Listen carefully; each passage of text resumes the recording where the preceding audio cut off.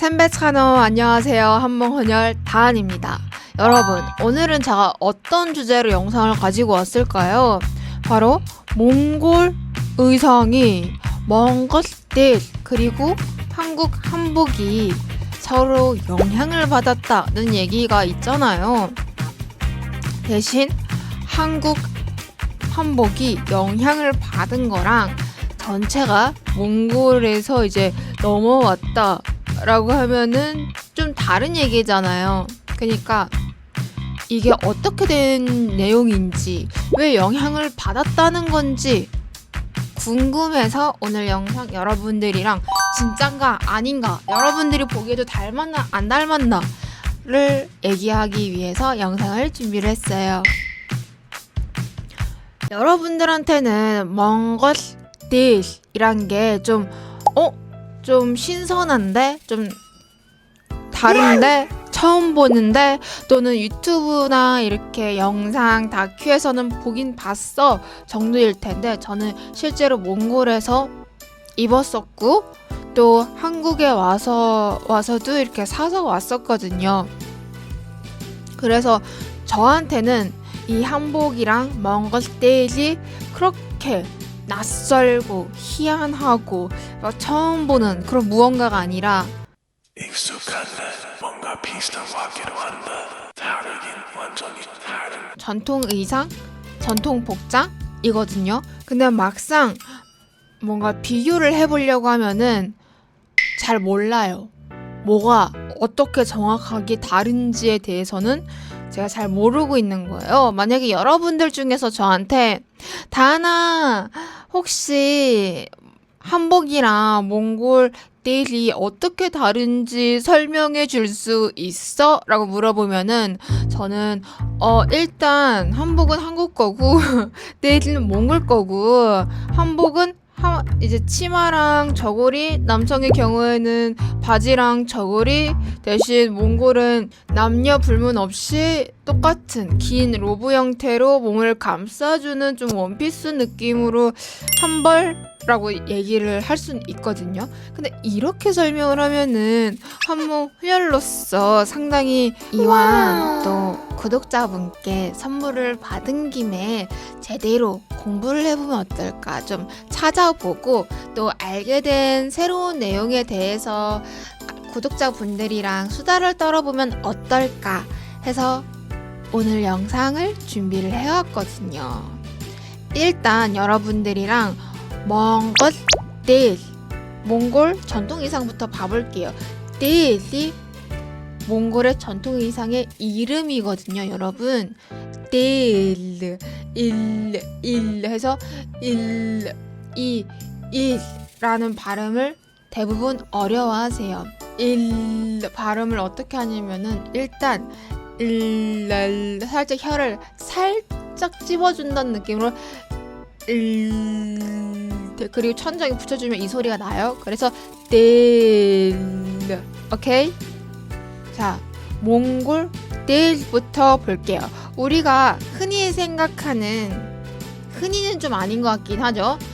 여러분들께서 흔하게 또 볼 수 있는 몽골 스틸은 넉넉한 형태의 옷이잖아요.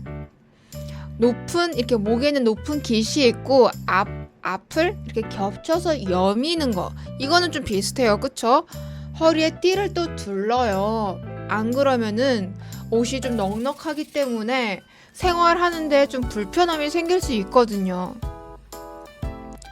그래서 저는 처음에는 아까 여러분들한테 제가 설명할 수 있는 그런 형태의 모습으로 생각을 해왔었어요. 하지만 이제 이 의상의 역사부터 얘기를 해보자면은 꽤 오래된 역사가 있더라고요. 스틸의 기원은 약 2200년 전 고대 흉노 시대까지 거슬러 올라가서 설명할 수 있었어요. 몽골 노연울 지역의 흉노 고분에서는 당시 유목민들이 입었던 옷의 유물이 발견됐다고 해요. 물론 그 옷이 지금 우리가 이제 몽골 사람들이 입는 스틸과 완전히 똑같다, 100% 똑같아 라고 얘기할 수는 없고, 다만 말을 타고 생활했던 유목민들의 복식이 오랜 시간 동안 이어지고 또 변화하면서 지금의 몽골 스테이지와 연결되는 흐름을 보여주고 있죠. 그러니까 떼지는 어느 시점에 만들어진 하나의 옷이라기보다는 사람들이 실제로 생활을 하면서 계속 입고 바꾸고 이어져 온 옷에 좀 가깝더라고요. 몽골 제국 시대로 이렇게 또 넘어가면서 떼지 몽골을 대표하는 복식 가운데 하나로 자리를 잡았고, 자료를 보면은 헐사항, 여러분들이 쿠빌라이 칸이라고 하시는 그 헐사항 시대에는 신분에 따라서 떼지의 색이나 직물, 문양 등을 규정하기도 했대요. 이렇게 보면은 떼지는 단순하게 추위를 막기 위해서, 몸만 가리기 위해서 만들어진 옷이 아니었던 거죠. 어떤 옷을 입느냐가 당시 사람의 신분, 사회적인 위치를 보여주는 역할을도 했던 거예요. 또 제가 재미있게 봤던 거는 옛날부터 지금까지 옷이 변화하면서 현재의 옷이 되었다는 거. 몽골의 주변 나라들과 또 교류를 하고 여러 시대를 거치면서 복식의 형태도 조금씩 달라져 온 거죠. 근데 이건 어느 나라나 똑같을 거라고 생각을 해요.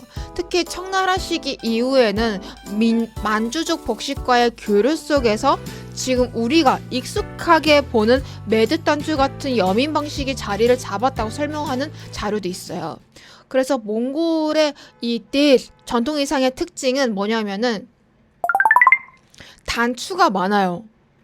이렇게 가려줘야 되는, 여기 앞에 깃 쪽에도 단추가 있고, 이쪽에도 좀 이 쇄골 쪽이라고 해야 되나, 이쪽에도 단추가 있고, 허리 쪽에도 단추가 있고, 발 밑쪽으로도 단추가 있어요. 좀 단추가 많아요. 이렇게 그 시대의 생활과 문화적인 영향을 받아서 변화해 온 옷인 거죠. 이렇게 떼제 역사를 따라가다 보니까 처음 봤을 때와는 또 좀 달라지죠. 살짝 조금 더 떼제에 대한 지식이 조금 더 풍부해졌다.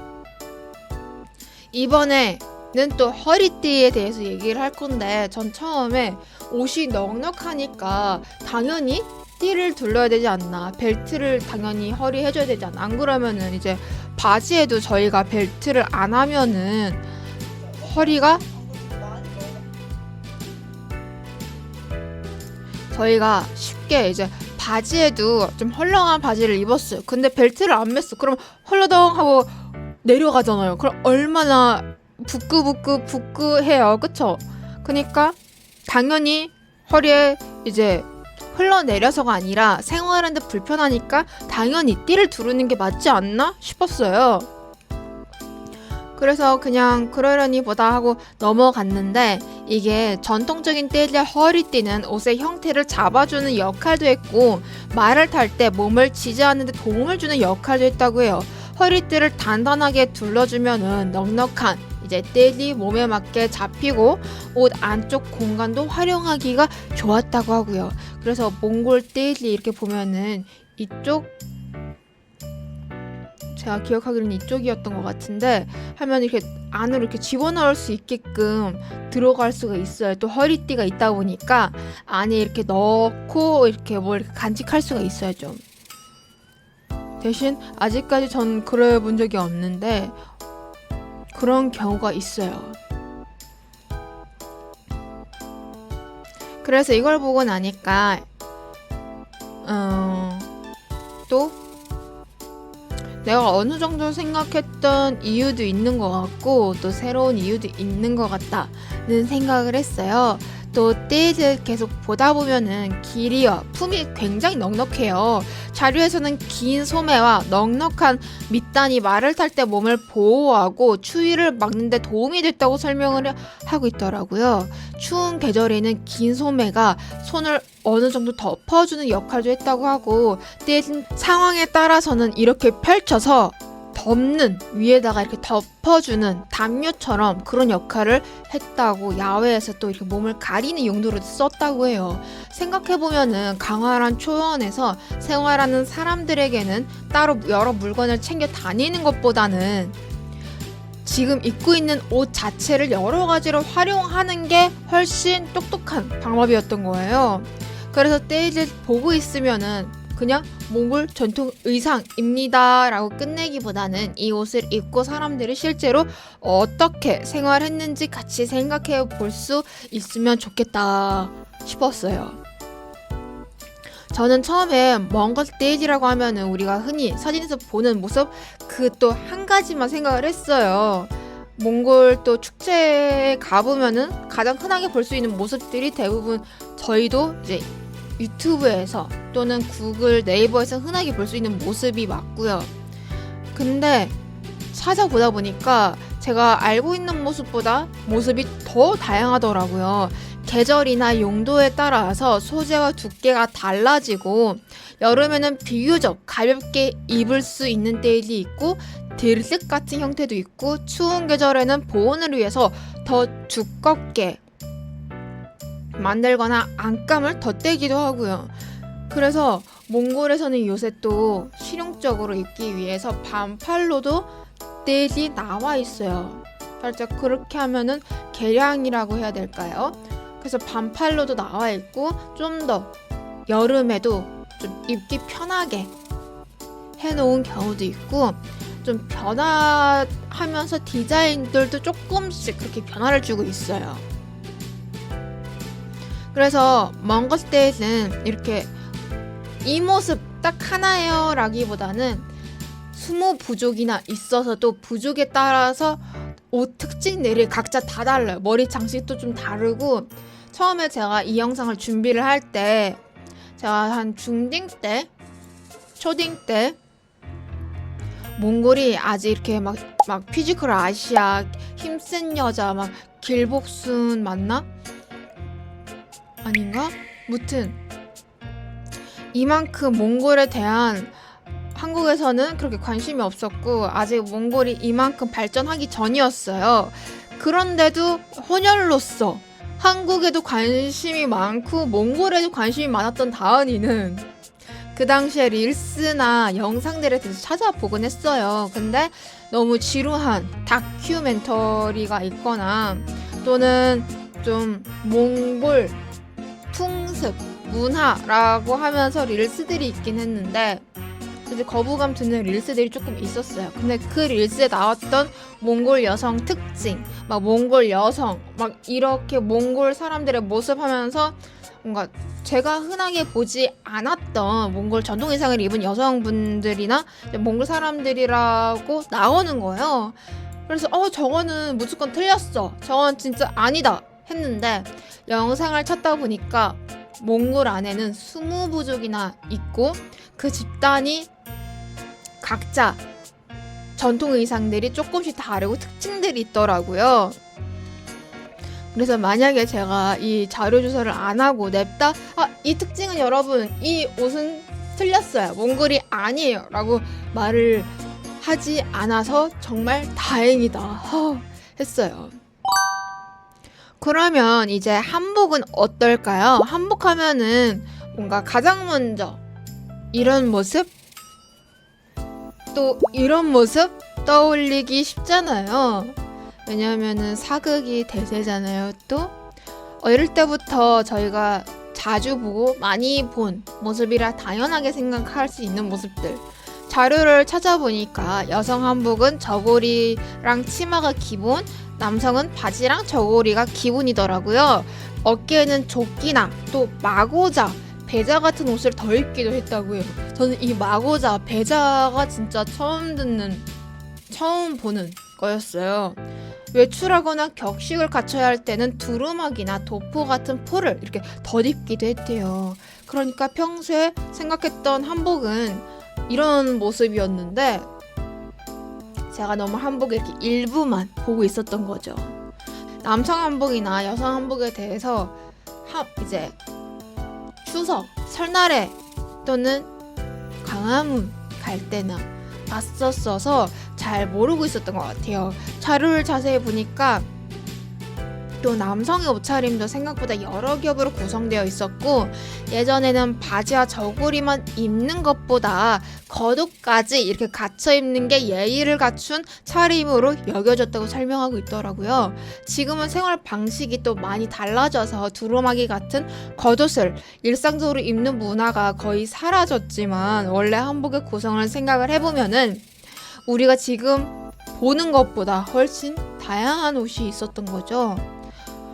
그리고 한복을 시대별로 찾아보면서 가장 먼저 느낀 거는 지금 우리가 생각하는 한복이 처음부터 이 모습 이대로가 아니었다는 점인데, 고구려 고분벽화나 여러 유물들을 보면은 아주 오래전부터 저고리와 바지, 치마를 중심으로 한 상하의가 나뉜 복식 구조가 나타나고, 그 뒤로 고려와 조선을 거치면서 옷의 길이와 형태, 장식이 계속 달라지는 거예요.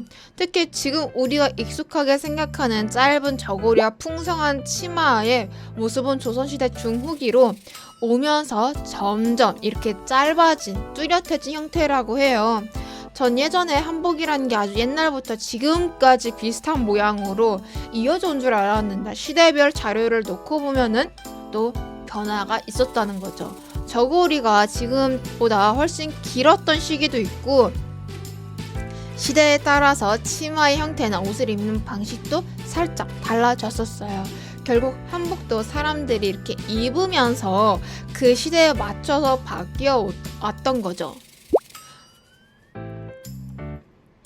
고대의 한반도 복식에서도 활동성을 고려한 바지 차림이 나타나고, 여성 역시 바지를 속옷으로 활용했다고 해요. 그러니까 무조건 치마만 입기보다는 안에 또 속바지를 입고 다녔었던 거죠.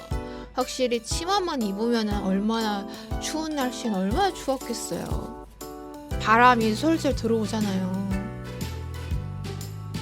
특히 한복이 이제 자료조사를 하다 보면서 눈이 갔던 게 바로 이 아름다운 한복의 선. 처음엔 그냥 뭔가 한복은 치마가 너무 예쁘다, 그 풍성하고, 특히 막 사극 드라마나 영화나 그런 거 막 달리잖아요. 한복 입고 막 달릴 때 너무 예쁘거든요, 그 모습이. 그냥 예쁘다고 단순하게 생각을 했는데, 베레는 곡선으로 떨어지고 고름은 길게 내려오고, 치마는 아래로 이렇게 갈수록 풍성하고 넉넉하게 퍼지잖아요. 자료에서는 이런 한복의 특징을 이야기하면서 선의 아름다움을 중요하게 설명하고 있더라고요. 특히 치마는 사람이 가만히 서 있을 때보다는 움직일 때 실루엣이 더 잘 보인다고 해요. 그래서 제가 아까 그 시대 사극 봤을 때 달릴 때 그렇게 예쁘구나 생각을 했어요. 걸을 때마다 막 천이 살짝 이렇게 움직이고, 고름에 따라서 흔들리면서 전체적인 이렇게 선이 계속 달라지니까 예쁜 거죠. 그래서 한복은 옷 자체의 모양만 보는 것보다 사람이 입고 움직일 때 만들어진 선까지 같이 봐야 진짜 맛잘알이라고 하더라고요. 또 한복하면은 빨강, 파랑, 노랑처럼 막 강렬한 원색을 떠올리는 경우가 있는데, 전통적인 자료를 찾아보니까 꼭 강한 원색만 사용했던 게 아니라 시대나 신분, 용도에 따라서 다양한 색을 사용을 했고, 차분하고 깊이 있는 색감도 많이 보였다고 해요. 고분벽화나 도자기 같은 또 전통 유물에서도 그런 색감이 나타나고요. 그래서 한국 전통 의상은 무조건적으로 알록달록했다, 단순하게 이렇게 생각하기보다는 시대와 옷의 종류에 따라서 색을 굉장히 다양하게 풍성하게 사용을 했다는 거예요. 근데 또 어쩌면 색을 이렇게 강하게 원색으로 사용했다라고 생각한 이유가 아마 그런 이유이지 않을까요? 시대극을 사극을 보다 보면은 왕이 진짜 새빨간 옷을 입고 나타나잖아요. 또 그 외에 분들 옷들도 막 진한 청록색, 막 어두운 계열이나 아니면 진한 색감들을 많이 사용하는 걸 보다 보니까 어쩌면 한복은 무조건 저런 색깔이지 않을까 싶고, 근데 또 양반집 스타일이다 하면은 되게 파스텔 톤의 상당히 예쁜 계열의 한복을 또 입고 나타나잖아요. 특히 한복에서 좀 개인적으로 신기했던 것 중 하나는 저고리가 굉장히 짧은데 그 저고리가 예전부터 짧았던 게 아니라 시대별로 이렇게 바뀌어 왔다는 거예요. 예전에는 엉덩이 쪽까지 내려오는 비교적 긴 저고리도 있었고, 시간이 지나면서 점점 짧아지면서 조선 후기에는 우리가 지금 익숙하게 보는 짧은 저고리의 모습이 나타난다고 하더라고요. 그러니까 이제 무조건 이런 짧은 형태의 저고리였다가 아니었던 거죠. 특히 저는 처음 얘기했던 좀 한복이 막 몽골에서 영향을 받았다더라, 몽골에서 이렇게 이런 영향이 와갖고 이렇게 됐다더라는 이야기가 도는데 왜 이 말이 나왔을까 찾아봤어요. 근데 이 말이 나온 이유가 고려 후기에는 원나라와의 관계가 깊어지면서 몽골 복식의 영향을 받은 옷들이 실제로 나왔었어요. 대표적으로는 천릭이나 다포 같은 옷들이 있고요. 그래서 몽골 복식에 고려의 복식에 영향을 줬다는 이야기는 맞지만 한복 전체가 몽골에서 왔다고 해버리면은 진짜 아닌 거죠. 그거는 너무 아닌 거죠. 한복이 복식 구조 자체는 그보다 훨씬 오래된 역사를 가지고 있고, 그 위에 고려와 조선이라는 여러 시대를 거치면서 주변 국가들과 교류하고 새로운 복식이 들어오기도 하고 기존 옷의 형태가 바뀌기도 했으니까요. 저도 이걸 이렇게 찾아보면서 막 궁금했었어요. 알고 나니까 이렇게 더 궁금해지는 거야. 이런 얘기도 있었구나. 그럼 왜 이런 얘기가 나왔을까? 어떤 부분에서 이런 영향을 받았을까? 하고 그냥 한복을 보면은 그냥 앞을 열미는 게 좀 비슷한 거지, 다른 게 뭐 비슷한 게 어디에 있다는 거야 싶었는데, 천릭이란 다포가 이렇게 영향을 받았더라고요. 그래서 몽골의 복식 영향은 실제로 있었지만 한복 전체의 역사를 그 하나로는 설명할 수가 없다는 답이 나왔어요. 그리고 사계절에 따라서도 옷감이나 만드는 방식이 달라지는데, 여름에는 못이나 삼배처럼 비교적 가볍고 통풍이 잘 되는 소재를 사용을 했고 여름용 비단도 있었어요. 겨울에는 두껍고 질긴 옷감을 사용하거나 솜을 넣어서 보온성을 높였다고요. 전 처음에 호옷, 겹옷, 솜옷, 누비옷을 보면 진짜 다양하다, 너무 다양하다. 근데 하고 잘 몰랐어요. 이런 것도 있었구나. 그냥 단순하게 계절을 4개로 이렇게 나눈 이름이라기보다는 옷을 어떻게 또 이렇게 만들었는지 그 계절의 용도에 따라서 입었었더라고요. 호옷은 안감 없이 천안성으로 만든 옷이고, 겹옷은 겉감과 안감을 겹쳐 만든 옷이에요. 솜옷은 겉감과 안감 사이에 이렇게 솜을 넣었고, 누비옷은 겉감과 솜, 안감을 바느질을 해서 솜이 움직이지 않도록 고정한 방식이라고 해요.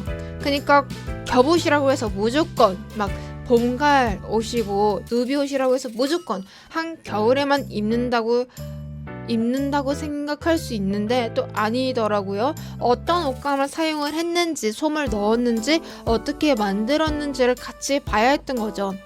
이번에 준비를 하면서 갑자기 떠올랐던 게 있는데, 옷을 입고 나면은 몽골에서는 유릇이라는 게 있어. 이게 축원해주는 문화가 있고, 명절이나 축제, 결혼식 같은 중요한 자리에서 좋은 말을 건네며 앞날을 빌어주는 전통이 있어요. 특히 이렇게 새 전통 의상을 입었을 때 앞치마는 어떠하고, 뒷치마는 어떠하고, 옆치마에선 어떠하고, 막 오른쪽 치마에선 어떠하리라고 이제 정해진 그런 시적인 운율적인 문장을 말을 하거든요. 그게 정해져 있어요. 떼의 모색이나 모자에도 상징적인 의미를 담아 바라보는 정통이 있어서 모자를 특히 정말 중요하게 여겨요. 함부로 바닥에 놓거나 다른 사람의 모자를 함부로 이렇게 만지는 것을 조심하는 문화도 있어요. 그래서 만약에 몽골 계례에 들어갔다, 근데 내가 내 모자를 밑에다가 뒀다면은 좀 안 된다, 무조건적으로 위에 두라. 또 이렇게 모자를 거꾸로 놓는 것도 상당히 싫어해요. 이제 모자가 머리 위에 두는 거기 때문에 거꾸로 뒀을 때 그 의미가 좋지 못하다라고 생각을 하거든요. 이 이야기를 이렇게 생각을 해보니까 떠올려 보니까 한국의 설날이 떠올랐어요. 한국에는 설빔이란 말이 있잖아요. 그냥 이 설빔이 설날에 입는 새 한복 정도로 생각할 수가 있는데, 옛날에는 옷과 직물이 지금처럼 흔하지 않았기 때문에 새해를 맞아서 새 옷을 마련하거나 낡은 옷을 손질을 해서 새롭게 입는 것 자체가 꽤 중요한 일이었다고 해요. 그러니까 설빔은 새해를 새롭게 한다는 의미도 들어있는 거죠. 추석에도 추석빔이란 말이 있고요. 설날이 새해를 맞는 시기라면 추석은 한 해의 수확을 맞는 때니까 계절과 명절의 의미가 옷과도 연결되는 거죠. 그리고 설날에 이렇게 한복을 입고 어른들에게 세배를 하고 덕담을 주고받는 문화도 있고요. 여기서 한복을 입으면 무조건적으로 덕담을 한다는 게 아니라 설날이라는 명절과 풍속 안에서 설빔과 세배를 덕담이 함께 이어진다는 점. 이렇게 놓고 보면은 먼 것의 유릇이랑 한국의 설빔, 세배, 덕담이 뭔가 비슷하면서도 완전히 같은 문화라고는 할 수가 없어요. 각각의 배경도 다르고 방식도 다르니까요. 다만 새 옷을 입는 중요한 순간에 그 사람의 이렇게 건강이나 행복, 앞날을 빌어준다는 거는 그 마음이 비슷하지 않을까 싶었어요. 그래서 처음에 제가 던졌던 질문을 돌아가 보자면은 한복이랑 먼 것들 진짜 비슷한 걸까요? 자료를 이렇게 보다 보니까 비슷하다 혹은 안 비슷하다라고만 하나만 고르기보다는 처음에는 둘 다 깃이 있고 앞을 여미고 뭐 허리에 이렇게 뭔가 허리띠를 두른다거나 묶어준다는 거나 이런 모습은 비슷할 수 있는데, 구조를 자세히 보면은 방식도 다르고 방법도 다르고 때진 몽골의 초원에서 말을 타고 생활했던 사람들의 환경과 연결이 되어 있었고, 한복은 한반도의 기후와 생활 방식 속에서 오랜 시간 동안 변해해 왔던 거더라고요.